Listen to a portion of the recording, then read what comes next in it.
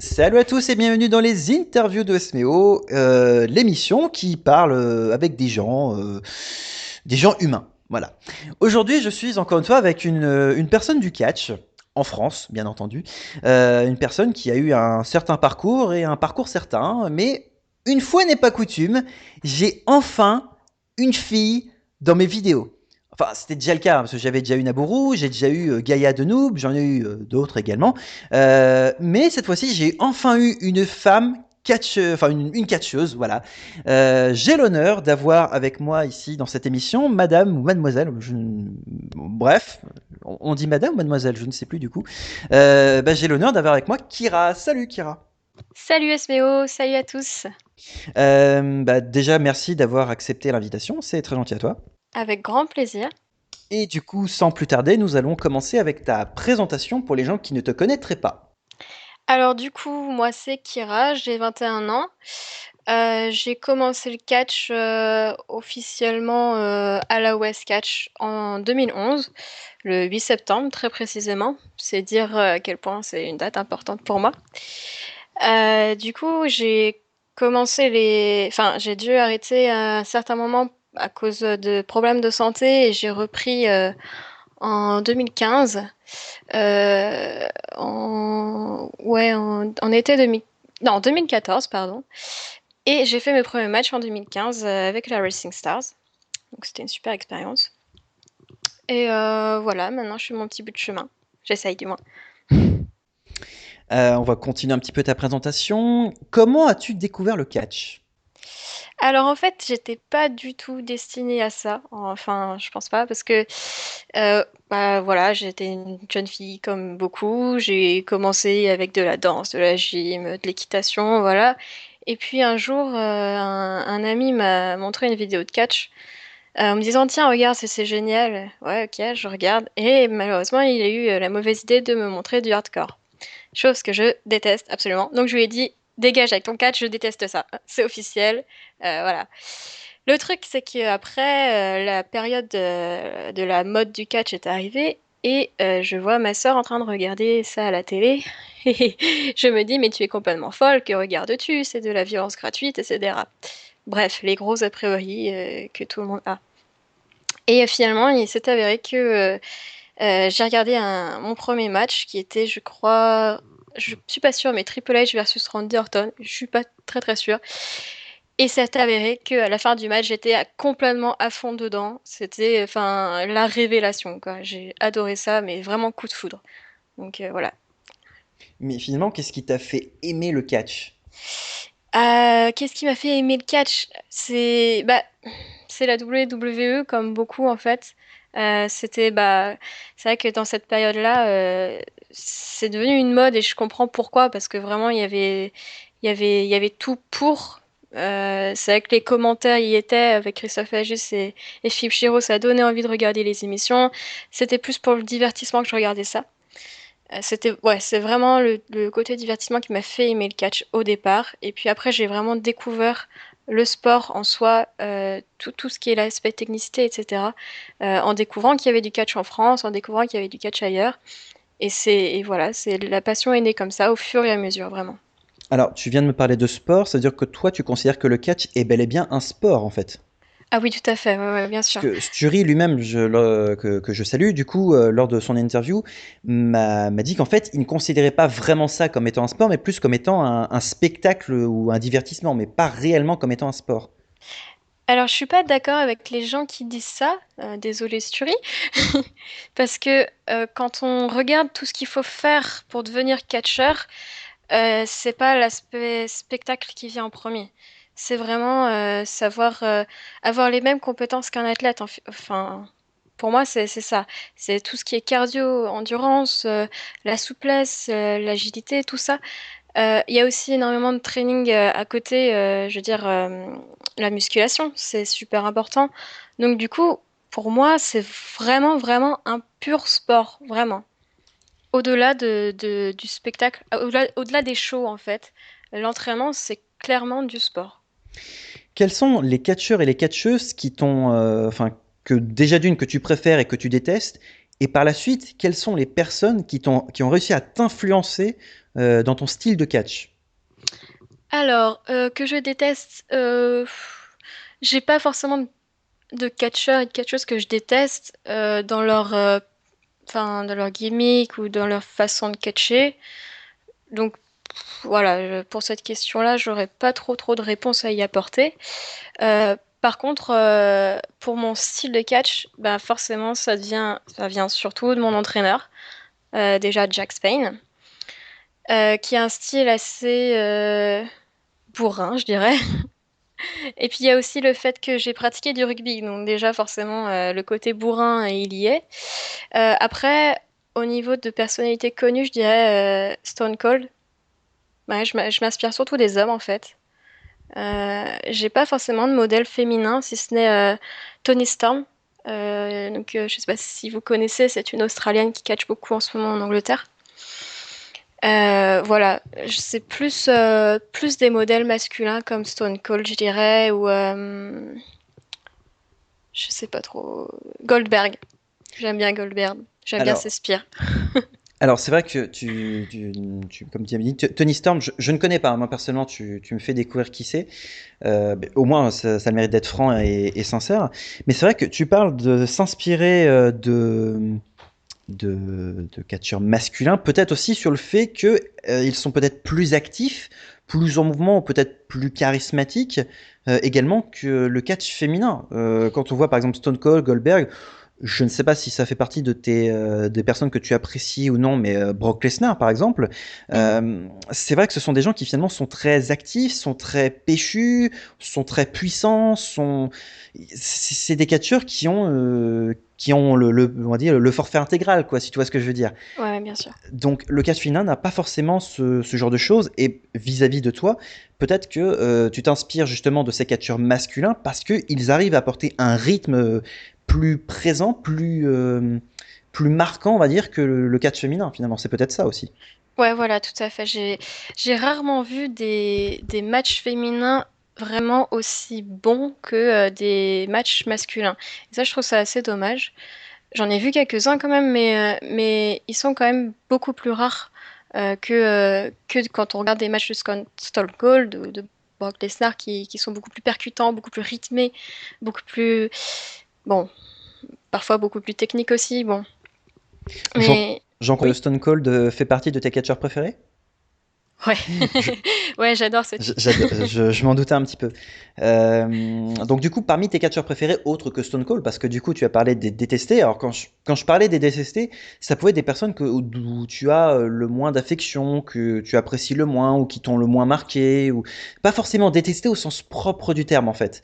Mais je peux comprendre ton point de vue, bien entendu. Ouais, bah, j'ai pas. Même en y repensant, bon, là, actuellement, quand on regarde dans le roster actuel, il y a des gens qui, entre guillemets, servent pas à grand-chose. Genre, je pense à Beau Dallas, par exemple, qui est un peu sous-traité, etc. Mais bon, après, techniquement, je sais pas ce qu'il vaut vraiment. C'est voilà, lui j'aime pas trop sa gimmick, j'aime pas du en fait, j'aime pas du tout sa gimmick, j'aime pas ce qu'il dégage, j'aime pas ce côté ridicule. Je crois que alors moi je dis toujours un gimmick. Apparemment, il y en a qui disent une gimmick. Je ne Ouais, sais. moi j'ai toujours entendu une. Ben, moi aussi, mais apparemment, d'après le fausseur de film, ça se dit un gimmick. Bon, donc, je sais pas, c'est une bonne question. Mais je crois que son attitude à lui, bon, moi, ce sera facile à dire. Son attitude, c'est le mec positif, le mec qui a le sourire, le mec qui croit en lui, le mec qui, enfin, même qui croit en quelque chose enfin, en une énergie positive. Je crois que le Bolive, Ouais, je crois que ça représente ça, en fait, tout le côté positif, de croire en soi, de croire en ses rêves, de s'accrocher à ses rêves. Je crois que ça signifie ça. En tout cas, c'est comme ça que je l'ai interprété, mais est-ce que c'est réellement ça? C'est une bonne question. c'est comme ça qu'il faudrait l'interpréter et je pense que c'est comme ça qu'ils aimeraient qu'on l'interprète. Le problème c'est que le personnage est complètement ridicule et du coup c'est ça marche pas. Enfin, moi ça m'atteint pas du tout quoi. Bah, rassure-toi, il y a beaucoup de personnes dont ça s'est passé totalement inaperçu. Je veux dire, c'est Ah oui, oui, peut-être que oui. le fait que ce soit très cartoon, très comique, on va dire, Mm. ce qui fait que ça n'a pas rendu la gimmick très marquante, malheureusement. Peut-être qu'il y avait une autre manière de le Voilà. Au présenter. contraire du New Day qui eux, sont beaucoup plus marquants, beaucoup plus Alors percutants. peut-être aussi que pour le New Day, c'est très marquant parce que c'est l'attitude qui veut ça, peut-être parce qu'ils sont en groupe, parce qu'ils s'en amusent aussi. Oui. Disons que pour eux, c'est très second degré, alors que Bodalas l'a interprété très premier degré. C'est peut-être pour ça aussi. Mhm. Mhm. Ouais, et puis aussi, Dallas n'est pas très médiatisé non plus, faut le dire. Donc forcément, ça joue, je pense. Avant de continuer sur ton parcours, quelle question je vais te poser? Ben non, je crois qu'en fait c'était tout. On a posé toutes les questions à peu près pour la présentation. On va pouvoir passer directement à ta carrière directement, si on peut appeler ça comme ça, sur ton parcours personnel et professionnel. Explique-moi du coup comment tu as eu le déclic de te dire tiens, j'ai envie de me lancer dans le catch. En réalité, c'est simplement parce que j'ai vu qu'il y avait du catch en France. J'ai vu qu'il y avait des écoles. Alors la première que j'ai vue, c'était la FFCP. Trop loin. Donc du coup, je me suis renseignée sur ce qui se passait en Bretagne. Et donc j'ai vu qu'il y avait des clubs amateurs, j'ai été voir, j'ai vu ce que ça donnait. J'ai pas hyper accroché. Et puis en fait, un jour, j'ai vu qu'il y avait la West Catch. Et je me suis dit, tiens, allez, on va se lancer. J'ai vraiment envie de tenter le truc.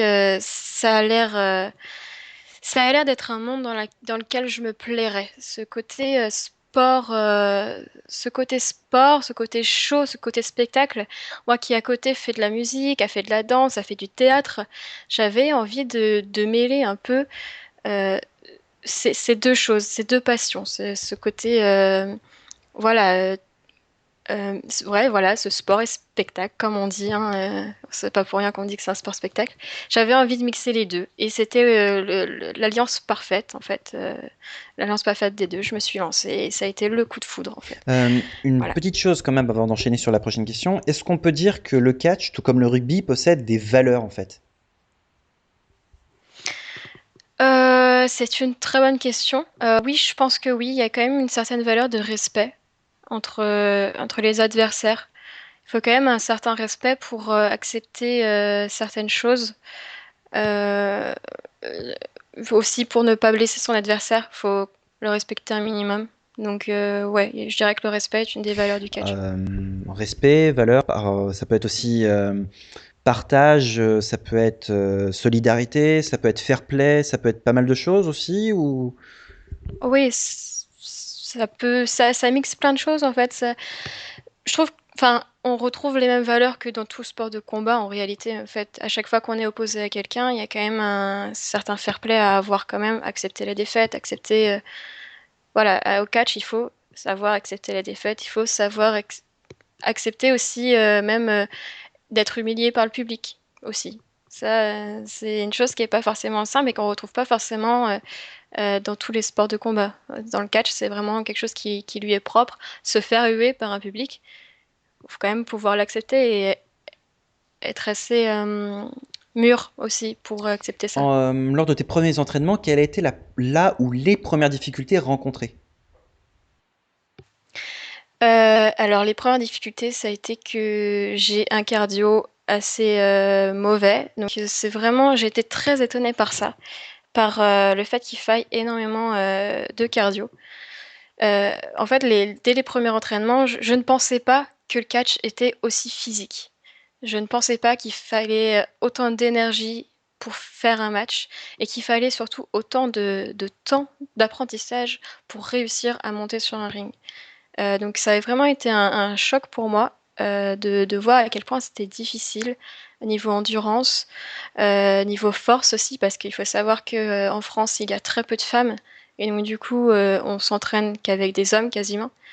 Donc un homme qui porte une femme, c'est assez simple. Une femme qui porte un homme, ça devient un petit peu plus compliqué en général. Donc, ouais, la force, l'endurance, le cardio, la souplesse, c'était bon parce que bon, voilà, j'ai fait de la gym à côté, ça a été.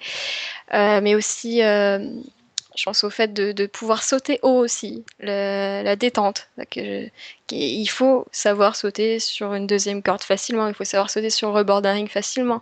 Sinon, après, hein, il y a plein de choses, on est freiné sur plein de choses. Et voilà, c'est des choses qui m'ont étonné au départ, qui, bon, bah, par la suite, s'améliorent, mais voilà, c'était vraiment mes premières difficultés, réellement. Le fait d'avoir un sparring partner masculin au lieu de féminin, vu que toi-même tu es une femme, ça porte certainement de la difficulté, mais est-ce que ça permet de s'entraîner quand même beaucoup plus rapidement, d'apprendre et assimiler quand même beaucoup plus facilement, ou est-ce que c'est très similaire à si on le faisait par exemple avec une femme? Non, enfin, vu que je me suis entraînée qu'avec des garçons pour l'instant, pendant ma première période d'apprentissage, on va dire, j'ai appris très rapidement avec Jack Spain justement, qui est un super entraîneur. Et le truc qui est bien avec lui, c'est que il corrige tes défauts, tout ça. Il a beaucoup d'expérience derrière lui, donc ça aide aussi. Euh, Récemment, il y a eu deux filles qui ont rejoint notre école, donc le BC, et je vois que j'ai plus de difficultés à travailler avec elles aussi parce qu'elles manquent d'expérience comparé à Jack Spain, ce qui est normal. Mais quand je compare avec un autre élève qui est arrivé au même moment, un homme cette fois-ci, c'est plus difficile parce qu'il manque de la force, souvent. C'est souvent ça. Il manque aussi de l'endurance. Et je trouve que les femmes ont un petit peu moins d'endurance que les hommes aussi. Donc du coup, ces deux choses-là font que c'est plus difficile de travailler avec une femme, de s'entraîner avec une femme et de progresser rapidement plutôt qu'avec un homme. Après, j'ai eu un entraînement particulier avec Shana un jour. Bon là, forcément, Shana qui a quand même plusieurs années de catch derrière elle, forcément là, j'ai réussi à progresser facilement. Mais quand même, quand je compare avec mon entraîneur, donc Jack, c'était pas aussi rapide et pas aussi simple. Parce qu'il y a quand même aussi ce rapport femme-femme qui est moins évident que le rapport homme-femme, je trouve aussi. Il t'a fallu combien de temps entre les débuts de ton premier entraînement et du coup ton premier match? Il a fallu combien de temps avant que tu montes sur un ring pour avoir ton premier match officiel? Alors du coup, bah, comme je l'expliquais tout à l'heure, j'ai fait mon premier entraînement donc le 8 septembre 2012. La première année, en fait, a été très difficile parce que justement, j'avais un cardio horrible. Et du coup, les entraînements étaient très très rudes pour moi. Et au final, j'ai eu des problèmes de santé qui m'ont éloignée jusqu'en jusqu'en juillet 2014 du ring. Après, donc j'ai repris les entraînements. Donc du coup, bah, cette première année n'était pas vraiment, je sais pas trop si on peut dire qu'elle compte, parce que j'ai appris quand même certaines choses, mais bon, j'ai pas fait énormément d'entraînement. Donc pour moi, je me dis que j'ai vraiment commencé mes entraînements en été 2014. Et donc j'ai fait mon premier show, c'était à Rising Stars, c'était en euh, juin 2015. Donc il y a à peu près un an. À peu près un an, comme ce qui est préconisé de toute façon un peu partout. Ça n'a pas dû être facile, je pense, ton premier match officiel devant des gens. Donc, raconte-moi du coup comment ça s'est passé, tes impressions. Est-ce qu'il y a des choses que tu aurais aimé refaire ou au contraire, est-ce que tu trouves que tu as fait une bonne prestation? Alors, ce qui était bien pour mon premier match, déjà, c'est que c'était en Bretagne. Donc, à la maison, ça va, on est tranquille. C'est juste à côté de Rennes, là où j'habite. Déjà, c'était une pression en moins. Deuxième chose, c'est que c'était un match à 6. Donc, j'avais deux partenaires avec moi et trois adversaires. Donc, forcément, quand c'est un match à 6, il y a beaucoup moins de pression. Je sais que je peux me reposer. J'ai moins de choses à faire. Donc, forcément, beaucoup moins de pression. Et puis, le show s'est déroulé super bien. Le promoteur était très ravi. Donc, pour moi, ça a été une première expérience géniale. Je pouvais rien demander de mieux. Est-ce que comme au football, le public est quand même un facteur très important dans le domaine du catch? Ouais, je pense que oui. Si on a un public que je qualifierais de difficile, c'est-à-dire soit qu'il est peu nombreux, enfin, au fait, le nombre importe peu en réalité. C'est plus s'il est réactif ou non. S'il est pas réactif, faut vraiment interagir avec eux. Et du coup, c'est mentalement, psychologiquement, c'est plus difficile de faire une bonne prestation quand on a un public mou, quand on a un public qui n'a pas, enfin, qui n'est pas fan. J'ai eu un combat dans le Nord récemment avec l'ICW. Enfin, c'était Booster qui organisait ça pour le Téléthon. Et dans le Nord, ils sont formidables, quoi. C'est vraiment des fans de catch. C'est vraiment un plaisir d'aller catcher là-bas. Et tout le long du combat, les gens étaient vraiment, on voyait qu'ils connaissaient le catch. Et là, c'est fou l'énergie que ça peut donner. Enfin, ouais, clairement, le public a un rôle aussi dans la réussite du combat, je pense. Alors, tu as parlé de la VS, tu as parlé comme quoi tu as bossé pour Booster. Finalement, tu as bossé pour combien d'organisations en France ou peut-être même ailleurs? Est-ce que tu as pu aussi avoir la chance de catcher par exemple en Belgique ou dans d'autres pays? Non, pas encore, j'aimerais beaucoup. Je trouve que ce serait super intéressant d'aller à l'extérieur de la France. Après, j'ai pas eu énormément d'expérience, donc j'ai catché, comme je vous ai dit, la WS, West Catch, le CCC, le Catch Club Cognacet, le CCB, Catch Club Bordelais, euh, pour mon école, c'est aussi avec West Catch, lycée WA. Et voilà, j'ai fait le tour. Et du coup, non, pas encore pour l'étranger, mais j'espère bientôt.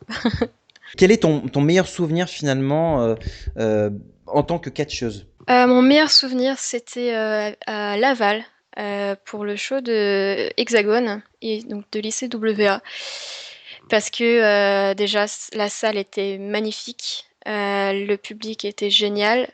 On s'est fait commenter par Monsieur Christophe Ajus en personne. La, comment, il y avait une scène, donc forcément pour moi, quand il y a une scène, forcément c'est le top du top.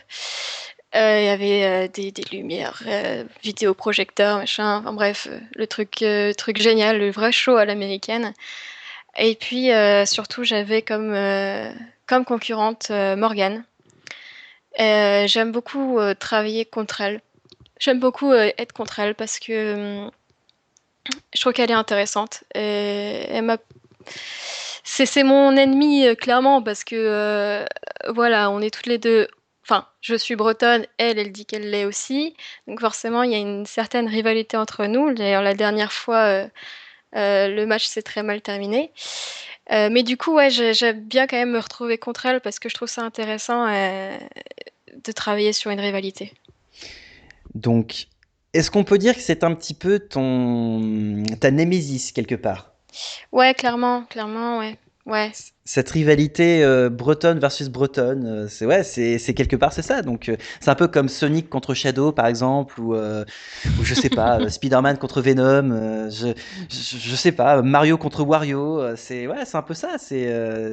C'est cette rivalité, mais bah, on voit pas vraiment cette rivalité par exemple sur les réseaux sociaux, parce qu'il y en a certains qui sont à fond dans le gimmick, et qui clairement sur les réseaux sociaux sont encore dans le kayfabe et se disent tiens, je suis en rivalité avec mon ennemi, même sur Twitter on se lance des clashs.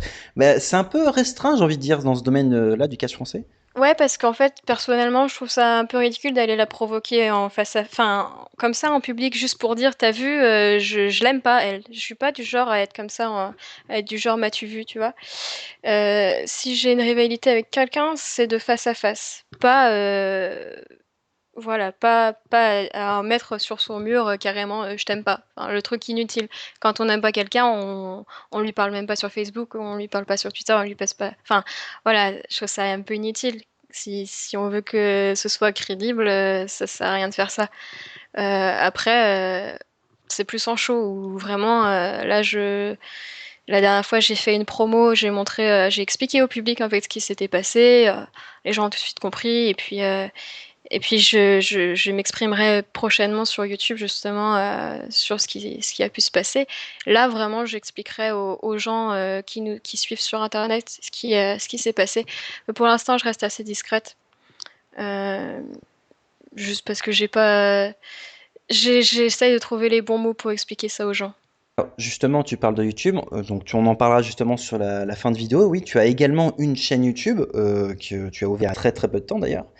Mais j'avais quand même une question en rapport avec ta carrière de catcheuse. Y a-t-il une personne que tu rêverais d'affronter? Tony Storm, la fameuse catcheuse australienne dont je parlais tout à l'heure. Pourquoi elle? Parce que c'est accessible.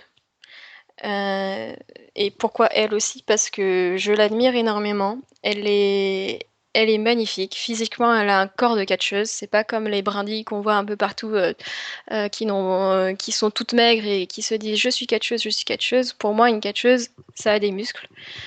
Donc elle est vraiment parfaite. Elle a une super technique. Elle est une super gimmick. Elle est présente sur le ring. On l'entend, on la voit. Voilà. Niveau catcheuse WWE, je dirais Becky Lynch. Je la trouve super intéressante, cette fille. Je trouve qu'elle a une bonne énergie et j'aime bien sa gimmick. J'aime bien ce qu'elle dégage et j'aime bien. Il y a certaines de ses prises qui sont super sympas. Je pense que c'est une fille qui serait super intéressante. Bah déjà par son parcours évidemment, mais voilà, à catcher avec, je pense que ce serait super intéressant. Alors, ça tombe très bien que tu parles de Becky Lynch parce que du coup, ce sera un des thèmes que j'aimerais aborder avec toi justement dans la dernière partie. Euh, je vais terminer cette partie, ton actualité du catch ou du coup de ton parcours. Actuellement, au jour d'aujourd'hui, pléonasme, que fais-tu concrètement dans le catch? Ou qu'est-ce que tu fais comme chose ces derniers temps? Bah, ce qui m'occupe beaucoup, surtout en ce moment, c'est l'école de catch. Donc avec Jack, on a ouvert une école il y a un an. Donc l'école de West Catch, le BC. Donc c'est surtout ça qui m'occupe énormément. C'est pour ça que j'ai très peu de temps pour moi et très peu de temps pour regarder des vidéos. En fait, regarder la WWE, regarder Fastlane, j'ai même pas eu le temps. Voilà, parce que je suis énormément prise par cette activité-là. Il faut croire, faut vraiment se rendre compte que gérer une école, ça demande beaucoup, beaucoup de temps et d'investissement personnel. Je rassure les gens, je n'entraîne pas, c'est Jack Spain qui le fait. Parce que, enfin, je sais que certaines autres ont une école et entraînent alors qu'elles savent même pas catcher, donc voilà. Bah, ça tombe très bien parce que tu parlais de Becky Lynch, on va pouvoir parler à ton avis sur le monde du catch. Alors, pas forcément WWE, hein, si je posais quelques questions concernant le catch de manière générale. À part la WWE, as-tu l'occasion de regarder autre chose comme, je sais pas, la Ring of Honor, la New Japan Pro Wrestling, la TNA, soyons fous, voire même ce qui se fait ailleurs, même en France ou en Europe? Je regarde pas beaucoup, bah, j'ai pas le temps de regarder beaucoup des produits Lucha Underground, ROH, etc. Du moins le temps de m'y intéresser réellement. C'est vrai que de temps en temps, bah voilà, en mangeant, hop, je mets le dernier ROH qui est sorti, mais au final je regarde un match. Voilà, j'ai pas énormément de temps. Je regarde par contre souvent des vidéos de catcheurs indépendants, tout ce qui peut passer en fait. Il y a des gens qui m'envoient des vidéos, bah, je les regarde parce que ça m'intéresse, surtout le catch indépendant en fait. Je m'attarde pas sur une personne, je regarde tout ce qui peut se faire. Euh, voilà, je trouve que ça me permet de connaître autre chose que la WWE, parce que le catch WWE, c'est un catch particulier, j'ai envie de dire, qui est enfin, qui est carrément différent du catch anglais, par exemple, qui m'intéresse énormément. Est-ce qu'on veut dire par exemple que les gens sont plus fans de la WWE que fans de catch? Ah oui, clairement. Ouais, ouais. Bah, beaucoup sont fans uniquement de la WWE et sans même le savoir vraiment, ils sont fans de ce qui est autour de la WWE, toutes ces histoires qui sont fans du divertissement en fait, réellement, plus que du sport en lui-même, de toute la technicité que demande le sport. Donc, euh, je sais pas si ces gens-là iront piocher dans le catch japonais, mexicain, anglais pour voir la technicité du sport. Donc ouais, je pense qu'il y a vraiment surtout une communauté WWE. C'est vrai que la WWE a tendance aussi à, en tout cas selon moi, mais c'est vrai que je vais aussi te demander quand même, a tendance un petit peu à rabaisser ce qui n'est pas américain.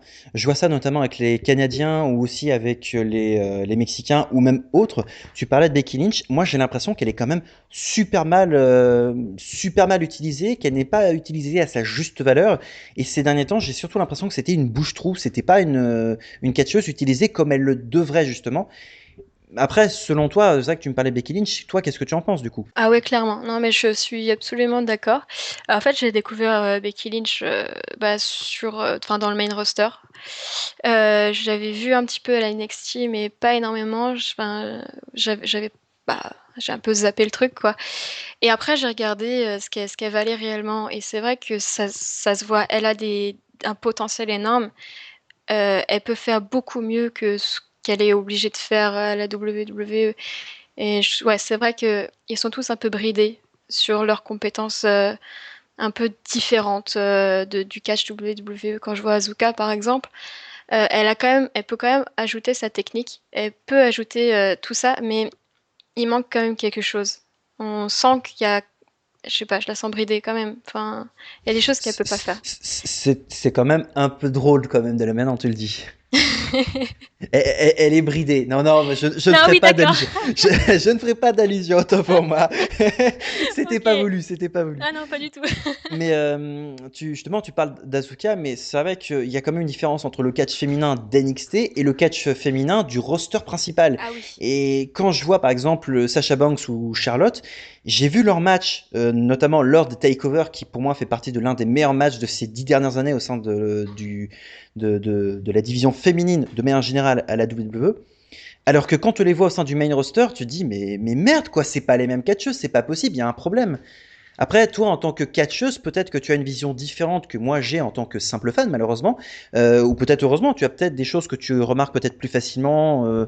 Je sais pas, qu'en penses-tu, toi? Je dirais surtout que les femmes à la WWE sont plus là pour jouer leur rôle de, entre guillemets, femme, quoi. Ce côté super macho, voilà.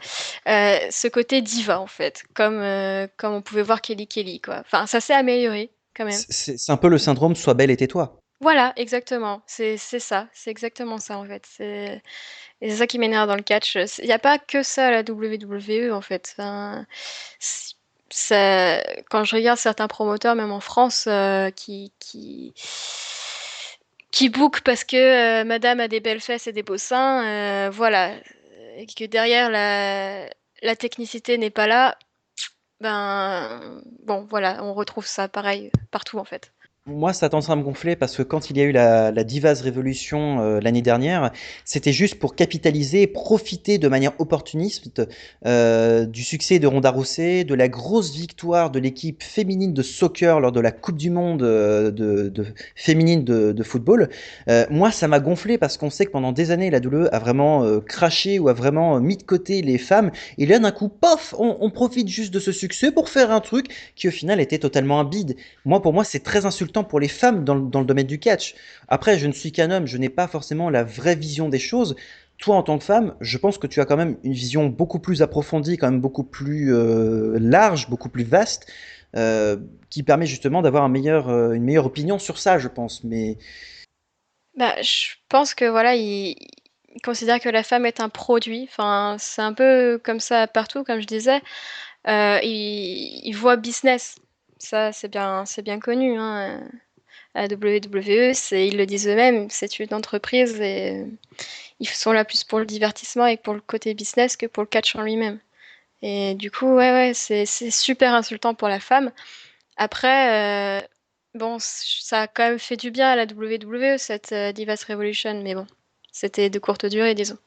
le problème, c'est que c'est peut-être insultant, mais c'est surtout peut-être très dégradant, malheureusement. Et, Mhm. et même moi qui suis un homme, j'ai quand même ce sentiment de malaise quand je vois ce genre de choses. Il y a vraiment que NXT pour proposer des matchs féminins de qualité. Et moi, ça m'énerve parce que pour moi, c'est pas ça le catch féminin. J'ai déjà vu par exemple des matchs notamment de Morgan, des matchs de Shanna, j'ai déjà vu d'autres catcheuses combattre. euh, et pour moi, c'est ça, c'est du vrai bon catch féminin. J'ai même vu des matchs de Asuka à l'époque où elle était encore Kana. Et c'était ça, c'est ça, je veux dire, c'est du vrai catch féminin. Le fait de s'entraîner comme d'égal à égal avec des hommes comme tu fais, je trouve que c'est nettement plus valorisant que de s'entraîner en étant, excuse-moi du terme, mais comme une pouffe. Parce que là, c'est vraiment, on dirait, hé, regarde, je suis comme Kim Kardashian. Et moi, ça me gonfle. C'est pas l'image du catch féminin que j'ai envie de montrer, quoi. Moi, ça me saoule. Après, encore une fois, je n'ai que la vision du simple fan. Toi qui es dans le domaine professionnel, tu auras une autre vision et peut-être que d'autres, des promoteurs auront encore une autre vision. Je ne sais pas sur quel point de vue dois-je me placer réellement finalement. Bah déjà, première chose que j'aimerais dire, c'est merci de penser comme ça. parce que tout le monde ne pense pas comme ça. Tout le monde trouve ça absolument normal de voir une femme sur un ring enfin, juste pour son cul, en fait.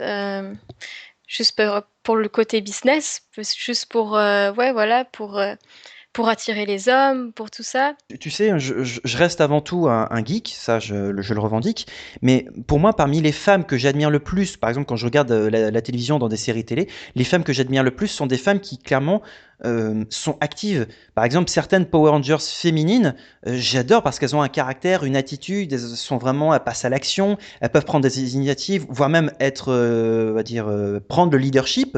J'ai le cas par exemple de Samantha Carter dans Stargate SG1, c'est une des femmes que j'admire le plus à la télévision dans une série télé. Euh, c'est l'image d'une femme active, dominante, mais qui vraiment a le respect de l'autre, un fair play. Mais voilà, ça, c'est la vraie image d'une femme active. Pas comme ce qu'on voit avec les Bella, qui clairement, c'est vraiment dans le domaine opportuniste. Quand on voit qu'elles sont mariées avec les main eventers, ou que leur mère pardon, est mariée avec John Laurinaitis, c'est là que tu dis, ouais, bah, tu vois tout de suite que c'est pistonné, quoi. Et ça a tendance vraiment à me gonfler, quoi. Oui, voilà, non, mais je suis absolument d'accord avec ça.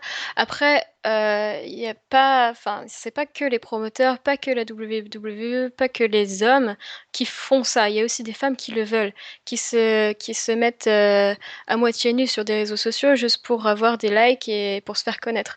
Moi, j'ai vu une photo d'une catcheuse française, dans cet accoutrement et un commentaire en dessous en disant: «Ah, on dirait une catcheuse». Mais ça veut dire quoi ça? Enfin, c'est quand même super dégradant. Tant qu'il y aura des nanas à faire ça, de toute façon, les gens continueront à considérer, la femme comme un produit et voi et rien de plus, quoi. Donc Catch Féminin est très dégradé, veut lui donner justement le roster principal de la WWE. Et à moins d'une vraie révolution, ça m'étonnerait qu'on risque d'en avoir une de sitôt, à moins que les promotions indépendantes comme la Ring of Honor avec la Woman of Honor notamment, je crois qu'il y a la Shimmer qui fait également qui montre une belle image du mmh. catch féminin, aussi également au Japon, il y a vraiment des promotions qui sont intégralement féminines. À moins d'un exploit, d'un buzz ou quoi que ce soit, ça va être très difficile de vraiment faire changer les mentalités à propos de ça. Ouais, tout à fait, je suis tout à fait d'accord. Tu parlais de Shimmer, tout ça, il y a aussi, bah, des shows, intégralement féminins, on retrouve, Femme Fatale, Bellatrix, tout ça. Là, c'est vraiment du vrai catch féminin et malheureusement, oui, faire changer les mentalités, ça va être compliqué. Il y aura un show, bientôt entièrement féminin, à ce que j'ai compris, en 2016. En France, À voir ce que oui, en France, qui est par la BCA, si je dis pas de bêtises, le Stardom. Et du coup, je sais pas ce que ça va donner. Parce que justement, est-ce que les gens viendront en se disant: «Oh, c'est du catch féminin». Il y a soit l'un, soit l'autre. C'est: «Oh, c'est du catch féminin, ça va forcément être nul» ou: «Oh, c'est du catch féminin, je vais pouvoir mater». Donc voilà, forcément, dans les deux sens, il y a rien de positif, quoi. Et c'est assez décevant. tout le monde n'a pas forcément cette même vision que je peux avoir. Bon, après, c'est vrai que je suis quelqu'un qui est quand même très ouvert d'esprit et vraiment cette soif de connaissance. J'ai envie d'en savoir un peu plus et ne pas m'arrêter qu'à un seul propos. J'ai envie de dire, tout le monde n'a pas forcément ce même état d'esprit, mais je pense que ça arrivera un jour. Le catch féminin aura vraiment toutes ses lettres de noblesse, aura vraiment une belle image à montrer, pas dégradante, et vraiment montrer que le catch féminin peut être aussi l'égal du catch masculin. Mais après, tout le monde n'a pas forcément le même état d'esprit que moi. Donc, tout ce que je souhaite pour toi et pour les autres catcheuses, c'est que vous soyez reconnus à votre juste valeur. Ah, je le souhaite de tout cœur également. C'est vrai que c'est pas facile en tant que femme, parfois, même d'entendre dans le public, des insultes, ben, je vais pas les dire, mais qui sont vraiment très enfin, machistes, je dirais. Je sais pas trop comment on dit, mais c'est horrible, en fait. Enfin, d'être aussi peu, encouragée, dans ce sport, mais c'est comme ça un peu partout, hein, même, au foot, les femmes sont sous-médiatisées toujours, toujours. C'est pas facile. En tant que femme, de toute façon, dans la vie actuelle, la société fait que, être une femme, il faut se battre. Moi, personnellement, bon, j'ai eu la chance de pouvoir t'avoir en interview. Je rêverais d'avoir d'autres femmes catcheuses Pareil, dans le même domaine, faire une interview, avoir des tranches de vie, se renseigner sur le parcours, quelles sont les difficultés, comment pouvons-nous essayer de mettre en avant le catch féminin. Moi, en tant que fan, j'aimerais pouvoir vous aider du mieux que je peux. Je ne suis malheureusement pas catcheur, je suis dans l'incapacité de monter sur un ring pour des raisons de santé, voire même de raisons de volonté surtout. Mais j'aimerais pouvoir aider le catch et le catch féminin du mieux que je peux. Et c'est vrai que je vois que c'est très difficile d'aider le catch féminin à sa juste valeur. Non, mais ça, c'est une question clairement de société. Après, je pense que la meilleure façon de l'aider, c'est de faire parler les femmes. Donc, déjà, merci pour l'interview, parce que du coup, ça me permet moi aussi de défendre le catch féminin. De faire parler les femmes et de faire comprendre que c'est pas parce qu'on est une fille qu'on peut pas avoir les mêmes compétences qu'un homme, qu'on peut réussir et que voilà. Alors, je vais certainement avoir une phrase très bateau, très banale, mais disons que la femme est l'égale de l'homme. Dire, on est des êtres humains. Après, chacun possède sa force, possède ses faiblesses, mais tout est une question d'entraînement, de volonté, de capacité, etc. Le fait, par exemple, que tu t'entraînes avec des hommes permet, je vais pas dire d'être l'égal de l'homme, mais permet vraiment d'avoir cette même parité, cette même égalité. Tout le monde a vécu la même chose au sens propre et comme au sens figuré. Donc, ce qui fait que c'est un point très positif, ce genre de choses.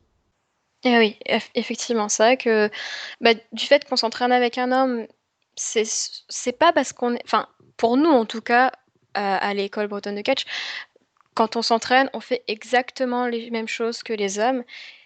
Et du coup, oui, voilà, déjà, il y a quand même une mentalité qui est positive. Du fait que bah on te dit pas ah bah puisque t'es une femme tu vas pas porter ce gars là en face de toi qui pèse 90 kilos. Ouais, non, on nous dit pas ce genre de choses. Au contraire, on nous dit vas-y, y a pas de problème, vas-y. Et on y arrive. Et c'est là qu'on voit que on est capable, et même on peut ajouter quelque chose au catch. La femme est souvent peut-être plus souple, plus rapide, plus, je sais pas. Et du coup, on peut apporter un petit côté peut-être un peu plus artistique au catch également. On peut dire que tu ne t'entraînes pas comme une femme, mais tu t'entraînes comme une catcheuse, enfin comme ouais, tu t'entraînes comme une catcheuse, pas une diva. Et c'est vrai que le terme diva a aussi souvent tendance à rabaisser le niveau ou à vraiment être insultant, très dévalorisant. On dit ah tiens, il y aura des divas. Non, ce seront des catcheuses. Et c'est là le problème, c'est aussi l'image de WWE qui a déteint sur le reste. Euh, Enfin, je sais pas ce que t'en penses, mais c'est vrai que c'est un peu démoli et tout ça d'une certaine manière. Ouais, je trouve que le mot diva a un côté péjoratif, insultant. Ça fonctionne aussi avec le terme superstar, parce que superstar, c'est juste pour un moyen pour la WWE de ne pas appeler ses talents des catcheurs. Ouais, mais je trouve que le mot, en parlant du mot en soi, superstar, ça fait vraiment, ça en jette quoi. Ça fait vraiment waouh. Alors que je trouve que le mot diva, ça fait plus bombasse. Je trouve que ça veut dire à peu près la même chose pour moi. Alors pour moi, le terme diva, c'est vraiment une femme dont le talent est vraiment au-dessus de tout. Hein, pour moi, une vraie diva au sens propre du terme, ce serait Céline Dion. C'est une diva de la musique. Mais malheureusement, il a été très négligé comme terme et ça a été un peu dénaturé pour des nanas, ouais, comme tu dis, bombasses ou j'aurais plutôt dit pétasses. Mais Oui, chacun a son terme. Mais pour moi, c'est pas ça. Une diva, c'est quelqu'un qui transcende toutes les limites et le talent pour être au-dessus de tout, tel Céline Dion. Pour moi, Céline Dion est une diva de la musique. Barbara Streisand est une diva de la musique. Whitney Houston, en son temps, est également une diva de la musique. Après, c'est vrai que chacun aura sa propre définition, mais bah, c'est vrai que la définition que je donne, c'est la définition que la société nous donne actuellement. C'est vrai que quand on dit fais pas ta diva, en gros, c'est fais pas ta pétasse ou fais pas ta bombasse, quoi. Donc voilà, c'est devenu un mot péjoratif, c'est devenu un mot dégradant. Et ça, je trouve ça dommage. Est-ce que c'est la faute de la WWE ou pas?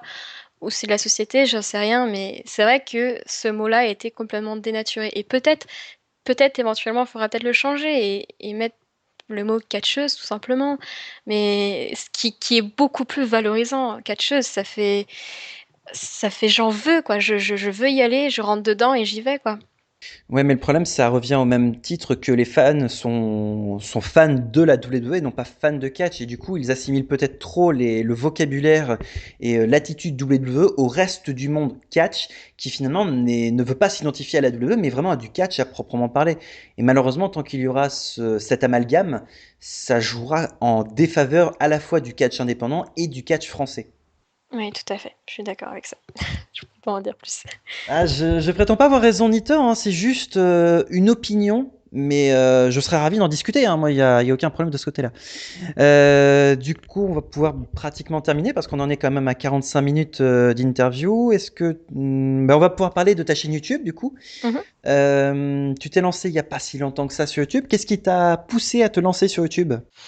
Une envie comme ça, j'avais envie de faire découvrir aux gens l'envers du décor. L'envers du décor aussi bien pour le catch que pour la musique. Et aussi, j'avais envie que les gens me connaissent un petit peu mieux parce que je suis pas hyper présente sur les réseaux sociaux. Mais je vois qu'il y a un petit engouement qui se fait. Je commence à avoir de plus en plus de demandes pour des interviews par exemple, de demandes pour des clips, pour des choses, enfin des projets comme ça qui arrivent. Du coup, je me suis dit, bah tiens, c'est peut-être le moment de se lancer pour se faire un petit peu mieux connaître. Vis-à-vis de ta chaîne YouTube, quels sont les sujets que tu abordes? Il y a certes du catch, mais tu peux parler d'aussi bien d'autres sujets? Alors en fait, j'ai trois grandes lignes. Donc le catch. Donc il y aura quelques matchs, mais pas énormément. Ça parlera surtout de ce qu'apporte le catch dans la vie de tous les jours. Aussi, il y aura un module dans les coulisses d'un show de catch. Là, récemment, j'ai mis dans les coulisses d'un tremplin, c'était Bobital. Donc ça parlera également de musique, de mon groupe, de comment ça se passe dans un studio d'enregistrement, etc. Et ça parlera aussi de fitness parce que du coup, j'ai fait un challenge récemment où je devais perdre 7 kilos en 6 semaines, que j'ai réussi, youpi. Et du coup, ça parlera aussi de ça, pour les femmes qui veulent perdre du poids. Parce que je suis du coup à fond dedans depuis que j'ai commencé ce challenge. Montrer des exercices pour la perte de poids, mettre des conseils de nutrition, etc. Disons qu'on va dire que ça va être plus des vidéos sur des tranches de vie ou sur l'aspect humain que le catch à proprement parler ou la musique à proprement parler. Oui, exactement, c'est plutôt ça. Ouais. Quelque part, ça me fait un peu penser à l'émission de l'ancien Power Rangers vert, Jason David Frank, il a une émission à peu près similaire dans le même concept qui s'appelle My Morphing Life, qui parle plus de sa vie, de la vie de sa femme et de sa fille, de son parcours, etc., de ce qu'il fait actuellement. Ça peut même servir de making-of pour certains épisodes, voire même aller en coulisses de certains salons aux États-Unis, etc. Et c'est vrai que, bah, dans le principe, ça me fait penser à ça, de la manière dont tu me le racontes. Et je trouve que c'est une excellente idée parce que ça permettra peut-être de montrer d'autres aspects du catch, parce que en France c'est vraiment que c'est indépendant. Ça permettra de montrer vraiment cet aspect plus indépendant, plus humain, plus ouvert au public, etc. Je trouve que c'est vraiment une excellente idée. Ça mériterait vraiment d'être partagé encore plus en masse, on va dire. Merci, ça fait très plaisir. C'est vrai que c'est vraiment l'idée, comme tu disais, de montrer la vie, ma propre vie en fait. Et le but aussi, c'est de faire connaître le catch d'une autre manière, euh, sans préjugés, sans, sans tout ce qu'on peut en dire, sans ce côté WWE. C'est vraiment, voilà comment est le catch en France. On s'entraîne autant que les autres. Et voilà comment on fait. Voilà les arrières. En me suivant moi, voilà comment moi j'en suis arrivée à réussir à faire telle ou telle chose. Je suis pas forcément une super catcheuse. J'ai beaucoup besoin d'apprendre. Et justement, je veux montrer cette évolution-là. Parce que mon but, c'est forcément de m'améliorer. Et j'ai envie de garder aussi ça pour, dans quelques années, revoir comment j'étais avant, ce que j'étais avant en tant que catcheuse débutante, voir où est-ce que j'en serais d'ici 4-5 ans. Je trouve que c'est intéressant, même pour les gens, de voir l'évolution d'une personne. Moi, c'est quand j'ai vu, par exemple, Brittany Knight, quand j'ai vu son évolution, bah, ça m'a vachement intéressée. De Brittany Knight à Paige, ça m'a tellement intéressée que du coup, j'ai voulu faire ce même chemin, en fait. Essayer de retranscrire ça à ma manière, quoi. Oui, ça permet de savoir d'où tu viens et de savoir, enfin de voir jusqu'où tu as été, quelles sont tes limites, etc. Oui, aussi, oui. C'est vrai que j'ai oublié de parler, mais tu es également musicienne dans un groupe. Et oui, alors oui, oui, je suis bassiste pour le groupe My Chimera, donc d'où mon nom, Kira Chimera, à prononcer que et non pas che, hein, comme beaucoup le font. Et puis j'ai été chanteuse, enfin à la base j'étais chanteuse, pareil, j'étais pas destinée à être bassiste, mais voilà. Bah écoute, on va pouvoir terminer cette interview. On en est déjà à 50 minutes. Eh oui, Ouh. que le temps passe vite. Tu vois, je t'ai senti plutôt à l'aise. Tu me disais avant l'interview comme quoi tu étais un peu stressé, mais finalement tu te sens plutôt correct. Hein, t'es pas. Ah oui, non, ça va très bien. Ah, tu vois comme quoi finalement l'interview c'est vraiment quelque chose de très simple, vraiment en mode relax. Ouais. Il n'y a pas de questions pièges, hein, je précise. C'est vraiment des tranches de vie, vraiment en savoir plus sur l'aspect humain avant d'être catcheur ou catcheuse. Et c'est exactement le but de ces interviews-là. Bah écoute, je te remercie d'avoir accepté l'interview encore une fois. C'est quand même très gentil à toi d'avoir accepté, c'est super Avec sympa. grand, grand plaisir. Y a-t-il des dédicaces, des gens pour qui tu voudrais faire un petit coucou, un petit salut Bah, je voudrais remercier toutes les personnes qui ont fait que j'en suis là aujourd'hui. Donc remercier mon entraîneur Jack, remercier Booster aussi avec qui j'ai pu faire un entraînement et où j'ai appris Moonsault. Wouhou. Et puis faire un coucou bien sûr à mon groupe, Mikey Mera, faire un coucou à toute l'école bretonne de catch que j'adore. Et puis à toutes les personnes qui me suivent. Merci encore énormément à tous. Eh ben normalement le message est passé. Et moi je te remercie d'être venu encore une fois. J'arrête pas de dire merci, mais c'est vrai que c'est cool Oui. de se dire que des gens acceptent de venir dans une interview pour parler d'eux, etc., etc. Ah mais non, mais ça fait améliorer le catch en France, donc forcément je suis dedans. Bah écoute, c'est la fin de cette interview. Merci à vous de l'avoir suivi et on se retrouve bah, du coup très vite pour une prochaine vidéo. Quant à nous, bah, on s'arrête là pour aujourd'hui. Allez, salut!